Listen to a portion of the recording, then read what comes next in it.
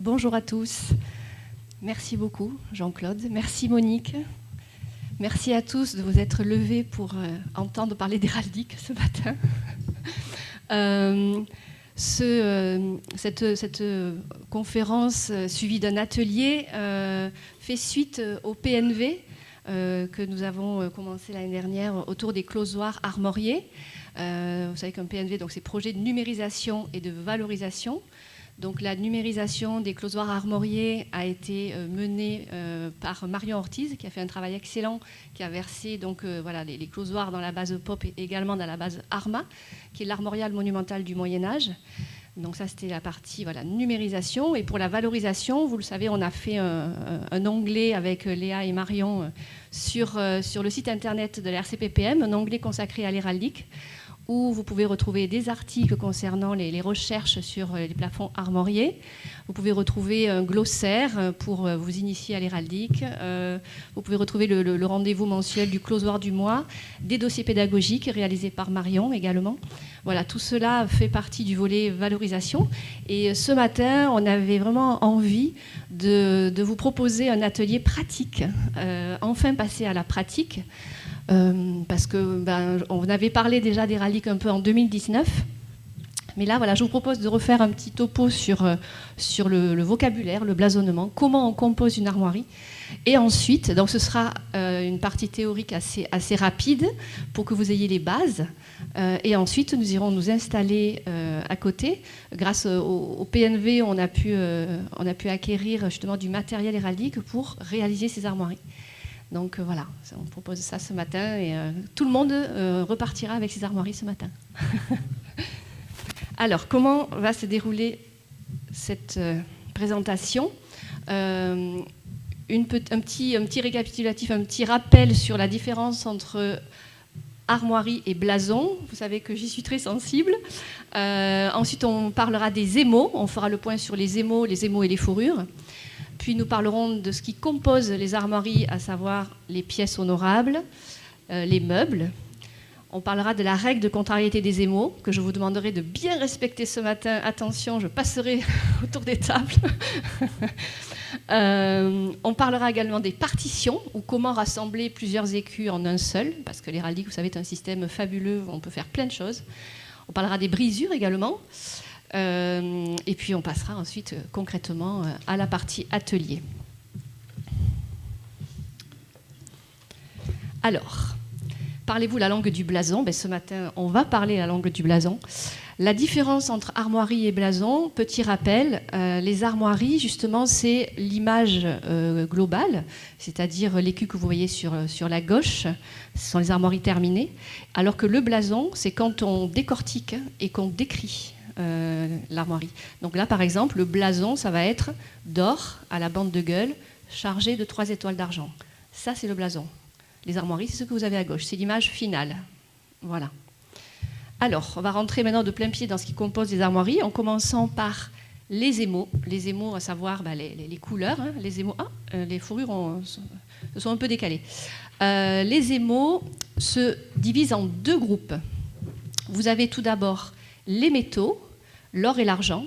Alors il faut se rappeler que les premières armoiries c'était sur des boucliers, donc sur des choses bois, métal, d'où vous allez voir le vocabulaire qui va avec. Donc les métaux or et argent, ça c'est un premier groupe. Le deuxième groupe, ce sont les couleurs. Les couleurs, donc vous voyez que vous avez du bleu, du rouge, du noir, du vert et parfois, mais très rarement, du pourpre. Donc c'est la dernière fois ce matin qu'on entend ce vocabulaire-là, puisque maintenant nous allons parler d'azur pour le bleu, de gueule pour le rouge, de sable pour le noir et de sinople pour le vert. Petit rappel, si vous le souhaitez, sur les origines du nom de ces couleurs. L'azur, ça vient de l'arabe. En espagnol également, azul, on dit voilà. Pourquoi ? Ça vient d'une pierre précieuse que vous connaissez tous, le lapis lazuli, qui est une pierre bleue exceptionnelle et qui a donné aussi son nom à cette couleur. Sachant que nous, en Occident, on n'était pas très adroits avec le bleu. Il faut attendre le XIIIe siècle pour vraiment faire de très beaux bleus, que ce soit en teinture. Sur les peintures, déjà, on utilisait le lapis lazuli, mais après, dans l'univers domestique, il y avait moins de la présence du bleu. D'ailleurs, dans la symbolique des couleurs ecclésiastiques, le bleu n'existe pas. Vous n'avez pas au Moyen-Âge de chasuble bleu. Et le mot bleu vient de l'allemand blau. On n'a pas de mot latin qui désigne la couleur bleue. Pour vous dire que c'était vraiment assez absent dans notre univers. Mais à partir du XIIIe, c'est très présent. Donc voilà pour le bleu. Alors gueule, ça viendrait, d'après Michel Pastoureau, de gul. Gul, un mot turc qui signifie la couleur rose. Sachant qu'en héraldique, une couleur peut avoir toutes les tonalités. Un gueule peut être clair, peut être très saturé, ce sera toujours un gueule. Un azur, pareil, vous pouvez avoir un bleu très pâle ou un bleu très saturé sur des armoiries, ce sera toujours de l'azur. Sable, c'est plus surprenant. Est-ce que vous vous rappelez, je l'avais dit, mais ça remonte à quelques années, d'où vient ce mot? Vous vous rappelez ou pas? Ça vient d'une fourrure, en fait, ça vient d'un animal, la zibeline. La zibeline dont on prenait la fourrure, cette fourrure s'appelait du coup le sabelin. Le sabelin, c'était la fourrure de la zibeline. Et le sabelin a donné le mot sable. Vous savez qu'au Moyen-Âge, ils sont férus de fourrure, ils en mettent partout, dans les vêtements, sur les chapeaux, partout. Et on a même apparemment des exemples de boucliers qui auraient été à l'intérieur, on aurait mis de la fourrure également. Donc, bon, sable a donné du coup cette teinte noire pour l'héraldique. Et sinople, c'est plus compliqué parce que avant que rouge soit gueule, ben, sinopia, une sinope, c'est rouge. Donc c'est un peu un mystère, même pour Michel Pastoureau. Donc c'était pour différencier bien du coup le rouge du vert. Et alors il y a deux groupes de couleurs, vous avez remarqué, voilà, les métaux et les couleurs. On va voir pourquoi ensuite, quand on va parler de la règle de contrariété des émaux. Également, vous pouvez trouver des fourrures, très souvent en héraldique, principalement deux fourrures, l'hermine et le vert. Alors l'hermine, vous connaissez, le vert, c'est un petit peu moins connu. Alors l'hermine, vous savez, c'est une moucheture avec des petites queues sur la fourrure blanche, des petites queues noires. Et le vert, alors là, on ne peut pas savoir ce que c'est parce que c'est très stylisé, mais c'est une alternance de ventre et de dos d'écureuil. Donc vous pouvez avoir des teintes variantes. Il y a le petit gris qui est très apprécié au Moyen-Âge, dont on doublait les manteaux, et c'était le must en fait. Le vert était une fourrure beaucoup plus appréciée même que l'hermine à l'époque médiévale. L'hermine arrive un petit peu plutôt à la fin du Moyen-Âge, et dans les armoiries, elle arrive avec le comte de Dreux, qui a un petit canton d'hermine, il a un échiqueté mais avec un petit canton d'hermine, et c'est comme ça que l'hermine va arriver en Bretagne et va devenir ensuite les armoiries de Bretagne. Ça va pour les émaux et les fourrures? Alors on va avancer. On va voir maintenant ce qui compose les armoiries. On va commencer avec les pièces géométriques, puisque comme je vous le disais, les premières armoiries, ça va être sur des boucliers. Donc on peut penser que ces pièces géométriques, c'était des renforts métalliques pour renforcer le bouclier. Voilà, les pièces honorables. Là, je vous présente les principales. Et alors regardez-les bien, parce que tout à l'heure, sur vos armoiries, vous allez pouvoir en placer, si vous le souhaitez. Donc, vous avez... Ah oui, il y a le petit pointeur. Peut-être qu'il faut l'allumer, je ne sais pas. Ah oui, connect. Bon, on va faire en haut à gauche, le chef. Au milieu, vous avez le pal. Donc, le roi d'Aragon, par exemple, porte un écu d'or à 4 pales de gueule. Vous avez... Merci beaucoup. Vous avez c'est ici. Vous avez la face, ici. Le duc d'Autriche porte 2 gueules à la face d'argent. Ensuite, vous avez la bande, ici. Puis vous avez la barre, la croix, le chevron, le sautoir et plus rarement le perle, P-A-I-R-L-E. Voilà les pièces honorables que vous trouverez le plus souvent. Et généralement, ces pièces honorables sont accompagnées ou chargées de meubles. Donc vous pouvez avoir juste une pièce honorable, ça peut être juste votre armoirie, mais vous pouvez l'agrémenter en, par exemple, si on prend la bande, vous pouvez être un petit meuble ici, un petit meuble là, donc ça accompagne votre bande, et vous pouvez charger également la bande en mettant des meubles dessus, on va le voir. Alors justement, les meubles, très très grande variété de meubles. Mais alors là, vous en avez des centaines et des centaines. Donc vous avez les animaux qu'on trouve énormément, avec, donc là je vous ai mis des animaux divers ainsi que des animaux fabuleux également. Le lion arrive en tête, vraiment, dans tous les sondages, entre guillemets, toutes les études qui ont été faites, c'est le lion qui arrive en tête. Le lion était chargé de la symbolique de la force et du courage. L'aigle, c'était plutôt la puissance. Donc voilà, l'empereur germanique ça va être l'aigle, son symbole. Sachant que pendant longtemps, au Moyen-Âge, c'était l'ours qui était l'animal préféré, qui symbolisait la force. Et puis ça va être remplacé petit à petit par le lion. Mais vous voyez que vous pouvez avoir des loups, des cerfs, des chiens, notamment des lévriers, qui symbolisent aussi la fidélité.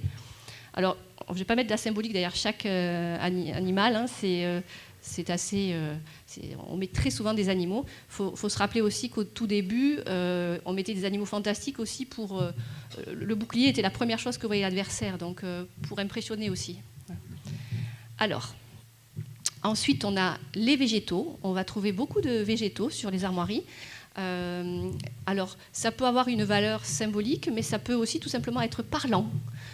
Si le nom de l'arbre, si le nom évoque votre nom de famille, on peut utiliser tout à fait un végétal. Vous allez voir qu'au Moyen-Âge, les armoiries sont essentiellement allusives ou parlantes. Allusive, ça fait allusion à quelque chose, soit une qualité, soit à votre métier. Ou parlant, c'est quand vous allez blasonner, quand vous allez la décrire, vous allez citer votre nom, en fait. Monsieur Merlet peut mettre des merlettes. Et quand il va blasonner, il va dire un écu d'or à 5 merlettes de sable. Ce sont des armes parlantes parce qu'on dit son nom de famille quand on blasonne. Donc pensez-y, tout ce que je vous dis là, c'est que vous commenciez à réfléchir à ce que vous allez faire, vous, tout à l'heure, sur vos armoiries, d'accord ? On peut avoir également des objets divers, comme des outils, des armes, des instruments de musique, des couronnes, tout un tas de choses. Alors il peut y avoir, si vous mettez une crosse, généralement c'est plutôt un évêque qui va mettre une crosse, mais si vous avez envie, vous, de mettre une crosse, si vous vous appelez crossier ou que sais-je, vous pouvez mettre une crosse. Voilà. Donc en fait, j'ai mis que quelques exemples parce que c'est innombrable. Tous les objets peuvent être utilisés en héraldique en fait. Après, ce qui peut être intéressant, quand on travaille sur les armoiries, c'est qu'on observe une évolution des formes, notamment dans la représentation des animaux. Et par exemple, le lion, sa forme change selon les siècles. Et c'est vrai que selon comment est dessiné le lion, ça peut des fois aider à dater une armoirie, parce qu'il y a vraiment des styles particuliers. Et j'attire votre attention sur les deux créatures qui sont en bas à droite. Attention, ce ne sont pas des lions. Je vais pointer ici. Vous voyez qu'à la différence des autres, ces créatures ont la tête de face. À partir du moment où un lion, entre guillemets, a la tête de face, ce n'est plus un lion en héraldique, c'est un léopard. Un léopard, et vous savez que c'est ce qu'on va retrouver sur les armes d'Angleterre. Et le léopard, on va se moquer un petit peu au Moyen-Âge du léopard, parce qu'on n'aime pas trop les Anglais, hein, par chez nous. Et le léopard étant un animal tacheté, le fait qu'il soit tacheté, ça veut dire qu'il est un peu souillé, entre guillemets. Ça va être péjoratif. Et donc, les Français vont se régaler de dire que ce sont des léopards qui sont bien sur les armes d'Angleterre. Alors qu'en Angleterre, ils peuvent dire que ce sont juste des lions, léos. Mais les Français disent que non, ce sont des léopards, ils sont tachés, ils ne sont pas corrects. Donc en fait, si vous voyez une créature, un lion avec une tête de face, c'est un léopard. Après, le lion, il est toujours dans sa position, que Maud maîtrise à merveille. Le lion rampant, exactement. Si vous avez un lion rampant, mais qui a la tête de face, pourtant ça c'est la position traditionnelle du lion, s'il a la tête de face, en fait, ce sera un léopard rampant ou un léopard lionné. On peut dire ça aussi. Eh oui, Georges, eh oui. Alors, maintenant, on va voir un petit peu, je vous ai parlé tout à l'heure, des deux groupes d'émaux. Pourquoi ? Parce qu'il y a une règle. Il y a une règle qu'on appelle la règle de contrariété des émaux. Cette règle, en fait, a été mise en place par les héros du Moyen-Âge. Les héros sont les inventeurs de l'héraldique, hein. Et ils ont mis en place cette règle de composition pour des questions de lisibilité. Je vous rappelle qu'au Moyen-Âge, les pigments sont naturels, végétaux, minéraux ou autres, et peuvent virer. peuvent avoir une évolution naturelle, peuvent être recouverts de poussière dans les tournois. Et si vous avez, par exemple, un sinople un peu sombre sur du sable, avec de la poussière par-dessus, vous ne voyez plus rien. Et les tournois, c'est vraiment un univers dans lequel les armoiries se sont fortement développées. Je ne vais pas parler de l'histoire de l'héraldique, sinon je vous garde jusqu'à ce soir. Mais du coup, il a fallu mettre des règles pour pouvoir arbitrer, pour que les arbitres puissent clairement identifier du coup, les participants au tournoi, parce qu'il y avait des règles à respecter, c'était un sport. Et c'est comme si aujourd'hui, les blacks mettaient un numéro violet sur un t-shirt noir. Non, les arbitres s'y perdraient. Donc voilà, on tranche bien, c'est-à-dire que quand on a un écu d'argent ou d'or, forcément on va mettre de la couleur dessus. Donc forcément on va mettre azur, gueule, sable ou sinople. Et si on a un écu de gueule, comme on le voit à l'écran, forcément le meuble va être d'or ou d'argent. D'accord ? Voilà, donc des petits tests. Sur la gauche, de sinople à la croix d'or, c'est un blason correct. Je peux blasonner correctement. De sinople à la croix de sable, ben non, c'est pas possible. Et tout à fait à droite, vous avez les fameuses armes de Jérusalem, ou ça, ce qu'on appelle des armes à anker. Ce sont les exceptions qui sont tolérées. Ce sont des exceptions, c'est des armes qui étaient déjà réalisées avant que la règle se mette en place. Et donc, le roi de Jérusalem, on ne va pas lui changer ses armoiries, il va garder cette croix recroisetée d'or sur ce fond d'argent. Et on appelle ça arme à anker. Alors pourquoi anker ? Ça vient du verbe s'enquérir, donc s'interroger. Ce sont des armes qui interrogent. Et donc on a quelques armes d'exception qui ont été conservées comme ça, qui ne respectent pas la règle de contrariété des émaux.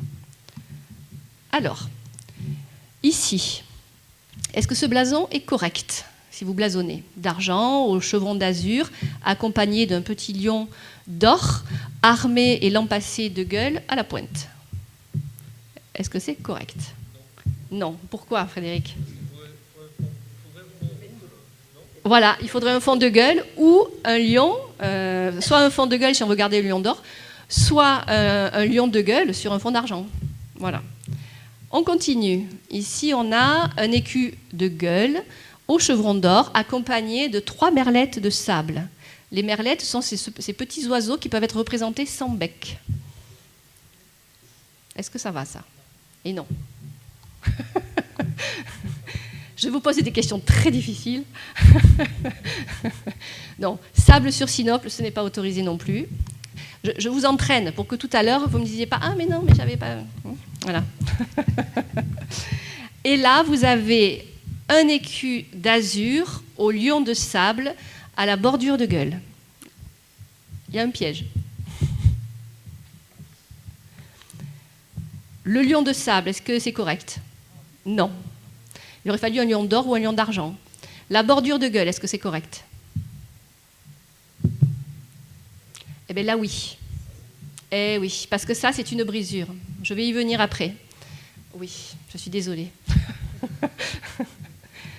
Alors, encore un petit exercice. Un écu de sable, ça me permet de vous blasonner aussi pour que vous vous habituiez au langage du blason, parce qu'une fois que vous aurez fait vos armoiries tout à l'heure, vous allez les blasonner, bien évidemment. Un écu de sable à la face de gueule, accompagné de 3 trèfles d'or et chargé d'une étoile de même en cœur. Là, est-ce qu'il y a une erreur ? Hein ? C'est bon ? Non ? La face de gueule sur le fond de sable, il faudrait qu'on ait une face d'or ou d'argent. Sinon, tout le reste était bon. Bon, maintenant, un plafond peint. Un plafond peint, c'est Léon X de Médicis. Il porte un écu d'or à 5 besants de gueule, 5 tourteaux de gueule, pardon, et en cœur, un tourteau d'azur chargé de 3 fleurs de lys d'or. Alors ? Eh bien, les plafonds peints, c'est correct. Eh oui, on a bien fait les choses. Tout est correct, là. Alors, les armes en cœur, je vous ai montré tout à l'heure. Donc, le roi de Jérusalem, vous l'avez vu. Je voulais vous montrer les armoiries du diable. Alors le diable, ce sont des armoiries bien évidemment inventées de toutes pièces. Au Moyen-Âge, ils inventent des armoiries pour tout le monde. Hein. Ils ont fait des armoiries pour Jésus, ils ont fait des armoiries pour la Vierge et pour le diable aussi. Et donc pour le diable, bien évidemment, le diable ne va pas respecter la règle des couleurs. Et regardez ce qu'il va mettre. Il va avoir un écu de gueule avec 3 crapauds de sinople. Le crapaud était un animal, voilà, une créature satanique. Donc voilà les armes du diable. Alors, système très pratique. Est-ce qu'il y a des questions déjà par rapport à tout ça? Là, vous avez vu l'essentiel des bases qui composent les armoiries. Oui. Oui, je pourrais te donner la référence. Oui. C'est dans un manuscrit et il affronte... de l'autre côté, il y a la Vierge dont le bouclier est orné des armoiries de la Trinité, en fait. Alors ça, c'était pour faire un écu. Maintenant, il y a un système quand on veut rassembler plusieurs écus en un seul. Ça s'appelle les partitions. Les partitions permettent de rassembler, on en voit souvent sur les plafonds peints, ça peut être à l'occasion d'un mariage, on pense à Anne de Bretagne, avec d'un côté les hermines et de l'autre côté les fleurs de lys, à l'occasion de l'agrandissement d'un fief, d'une nomination et autres. Donc les armoiries évoluent. Les armoiries, c'est de la matière vivante en fait. Ça peut être fixé au départ, mais ça évolue après dans le temps. Et donc voilà quelques exemples avec les partitions principales sur la gauche et les exemples sur la droite. Donc, alors, ici vous avez ce qu'on appelle un écu parti. Ici c'est coupé. Donc ça veut dire que vous mettez une partie de l'écu là et l'autre moitié de l'autre côté. Ici vous avez un tranché, ici vous avez un taillé. Ici on le trouve très souvent écartelé. Ici écartelé en sautoir. Et le dernier, c'est gironné. Mais sur le gironné, généralement, on ne met pas de meuble, en fait. C'est juste une partition simple. Et vous avez 2 exemples. Vous avez ici les armes de Valentine Visconti, la jolie Valentine, qui va épouser le duc d'Orléans. Donc, vous avez sur la droite ces armes, avec la fameuse vouivre des Visconti, ce serpent qui mange un enfant. Et sur la gauche, pour nous, mais au Moyen-Âge, un écu se regarde comme un être humain. Hein. Donc ce côté-là, c'est dextre, et l'autre côté, c'est senestre. Donc on dirait à dextre, vous avez les armes de Louis d'Orléans, son époux. Et en dessous, vous avez les armes de Gaston III, comte de Phébus. Son père ou son grand-père épouse Marguerite de Béarn, et donc les vaches de Béarn vont rentrer dans les armes de foie et ils vont faire un écartelé avec les armes de foie d'un côté qui sont elles-mêmes inspirées de celles du roi d'Aragon par pareil un ancien mariage et des vaches de Béarn. Donc vous voyez que c'est très pratique les partitions, ça permet de rassembler plusieurs familles, de faire évoluer les armes selon l'histoire d'une famille. Alors, maintenant, on va passer au système des brisures. J'en avais parlé quand on a vu la bordure de gueule tout à l'heure. Alors, les brisures, on ne casse pas l'écu, on rajoute quelque chose, soit une bordure, soit un détail, qui va permettre de se différencier. Imaginez dans une même famille, comment on fait quand il y a une fratrie importante pour montrer qu'on est de la même famille, mais chaque écu doit être unique, chaque écu représente une personne. Donc ça permet de se différencier dans une fratrie, ça permet de montrer son appartenance à une famille. Et lorsque l'on est bâtard, le statut de bâtard au Moyen-Âge n'est pas le même qu'aujourd'hui. Il y a des bâtards qui sont très aimés, reconnus. À la cour de Phébus, son fils préféré, c'était un de ces bâtards, entre guillemets. Ça permet d'exister aussi grâce à ces armoiries. Donc quelques exemples. Vous retrouvez Louis d'Orléans, le mari de Valentine qu'on a vu tout à l'heure, et je vous en parle parce que vous allez voir que lui avait un bâtard qui est devenu très célèbre. Et sur la droite, vous avez des exemples. Donc par exemple, pour des brisures, vous avez cet écu d'or à 3 tourteaux de sable. Et vous voyez que... Attendez, pardon, c'est là qu'il faut que je montre. Ici, vous voyez qu'il y a une sorte de petit M de gueule. Ça s'appelle un lambel. Un lambel qui peut être à 3 pendants, à 5 pendants. Qui peut être alentique, c'est-à-dire qui touche les 2 bords de l'écu, ou être simplement posé comme ça. Ça, c'est une brisure. Dès que vous voyez ça, c'est que c'est une brisure de cadet ou autre. Ensuite, vous voyez qu'en dessous, le petit lambel, il a reçu encore une petite pièce, un petit bâton brisé au cœur de l'écu, pour rajouter une petite différence. Ensuite, en dessous, il y a un des pendants du lambel qui a reçu un petit besan d'argent, un petit rond blanc. Etc., etc. Ça permet comme ça de différencier son écu. Et si on part de l'autre côté, On voit que ici, alors chaque fois l'aîné, lui, va garder les armes pleines. L'aîné va garder les armes pleines de la famille et le cadet va briser. Donc ici, vous voyez que le cadet, il a brisé avec une bordure de gueule. Et vu que c'est une brisure, la règle de contrariété des émaux ne s'applique pas. Mais la brisure, généralement, elle est de gueule ou d'argent. Une brisure très célèbre aussi, c'est la petite cotisse que vous voyez là. C'est comme une petite barre, mais très fine. Et quand vous la trouvez dans l'autre sens, généralement, ça peut être une brisure de bâtardise. Et on va voir un exemple célèbre. C'est justement le bâtard de celui que vous avez à l'écran, le bâtard de Louis d'Orléans. C'est Jean Dunois, le bâtard d'Orléans. Donc c'est le fils illégitime de Louis d'Orléans. Et vous voyez qu'il porte bien les armes de son père, donc l'écu de France avec le lambel d'argent, mais il a la fameuse brisure de bâtardise, une petite cotisse qui est posée non pas en bande mais en barre.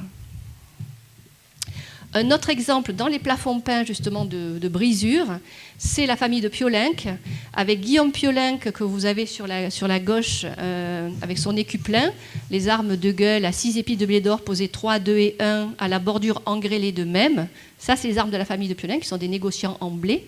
Et sur la droite, en fait, Guillaume de Piolenc n'a pas d'enfant. Et il va adopter son neveu pour passer son patrimoine. Et donc son neveu, Guillaume Cordier, va briser, en reprenant quand même les armes de son père adoptif, mais en rajoutant un griffon. Donc vous avez un petit griffon en dessous. C'est sa façon à lui de briser. Voilà. Ça veut dire qu'il relève le nom, c'est ça ? Il garde le nom. Il garde le nom. Guillaume Cordier, après, va prendre la suite en tant que Guillaume de Piolenc. Voilà. Donc là, tant que son père est en vie, il brise. Mais quand Guillaume de Piolenc père va mourir, c'est Guillaume Cordier qui va reprendre les armes pleines de la famille. Ça va ? Bon. Alors, je voulais que ce soit court. Donc là, je finis sur une page d'armorial. C'est l'armorial Belle-en-Ville pour que vous regardiez, que vous ayez des idées de plein d'armoiries possibles et imaginables. Je regarde les sarrés parce que là, regardez, vous avez des poissons ici et là. Je sais qu'on a parlé poisson tout à l'heure. Et je vais vous montrer un petit peu le matériel dont vous allez vous saisir pour réaliser vos armoiries. Alors, ça va être du matériel dans cet esprit-là. Et je vais vous montrer en détail un petit peu tout ce que vous allez avoir. Ensuite, du coup, vous allez pouvoir réfléchir, aller boire un café. Et on se retrouvera après aux tables là-bas. Et vous allez pouvoir prendre le matériel, il y a de la colle, il y a des ciseaux si vous voulez faire des partitions, il y a tout ce qu'il faut. Et ensuite, vous blasonnerez vos armoiries. Alors, je vous montre un petit peu ce que vous allez pouvoir utiliser. Vous allez avoir des fonds d'écus vierges avec les 6 émaux qu'on a vus. Donc, or, argent, gueule, azur, sable, sinople. Donc, vous choisirez votre fond d'écus. Ensuite, vous aurez des pièces honorables. Alors là, ça va être compliqué avec le micro.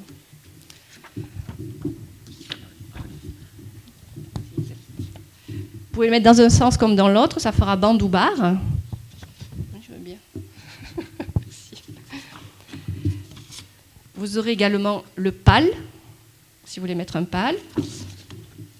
Vous aurez le chef. Alors le chef, après, vous pouvez le charger. Les pièces, vous pouvez les charger de meubles. Vous aurez le chevron. Voilà pour les pièces honorables. Ensuite, vous aurez des grands meubles. Vous n'êtes pas obligé de mettre une pièce honorable. Vous pouvez, par exemple, mettre uniquement un grand meuble, comme un lion. Donc, vous l'avez pareil dans les 6 émaux. Vous aurez une aigle. Ça, c'est une des particularités que je ne vous ai pas précisées. L'aigle en héraldique est toujours au féminin. Donc, une aigle. Vous avez vu, j'ai fait une erreur. Personne n'a bougé, je suis inquiète. Personne n'a réagi, ça ne va pas. Et alors là, vous avez ces espèces de papier bizarre. Regardez, en fait, c'est la croix rémondine. Il faut détacher délicatement, parce que vous savez qu'elle est pommetée, cette croix. Et donc l'imprimeur a fait quelque chose d'assez exceptionnel, c'est-à-dire qu'on détache la croix, comme ça on ne l'abîme pas, et vous pouvez avoir la grande croix rémondine que vous pouvez apposer sur votre écu également. Et ensuite, vous avez tout un tas de petits meubles pour accompagner ou charger vos pièces. Vous avez la petite croix rémondine, vous avez des couronnes de toutes les couleurs, vous avez des petits lions, des petits dragons, je passe vite parce que vous les verrez sur la table, Vous avez des licornes, Vous avez des fleurs de lys, des étoiles, des tours et les fameuses merlettes qu'on retrouve très souvent en héraldique. En fait, ce que vous avez là, ça a été choisi parmi ce qu'on retrouve en plus grande quantité dans les armoiries, en tout cas occidentales.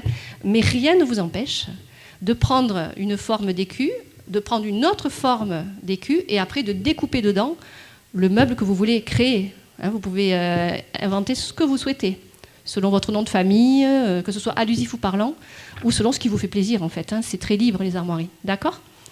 Voilà. Écoutez, je vous remercie. Ah, Monique, oui. Est-ce qu'on peut mettre plusieurs petits meubles différents ou est-ce que c'est toujours le même à partir du moment où on choisit un petit crapaud, non,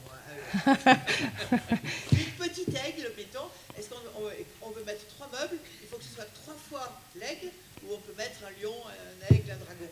On peut mettre absolument ce qu'on veut. Une ménagerie, comme dit Jean-Claude. C'est tout à fait libre. On